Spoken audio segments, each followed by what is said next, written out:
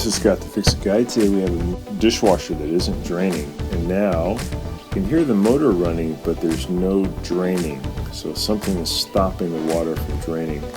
I suspect this air gap up here at the top. So I'm going to turn off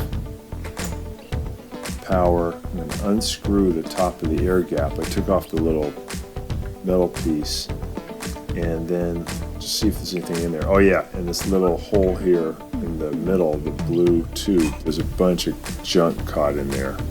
Ugh, looks awful. Looks like a fish bone and a bunch of other stuff. So I'm going to put the top back on, screw that on, put the cap back on, and then I will close it, turn on the power,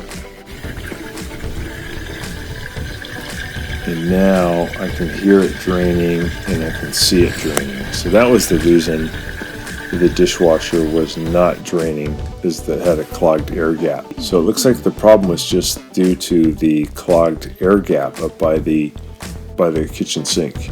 So thanks so much for watching, and please subscribe to our channel when you get a chance. Our video, and please subscribe to our channel when you get a chance, and also click the little bell notification button so we can send you weekly videos on all the different ways of fixing appliances around your home and saving you lots of money.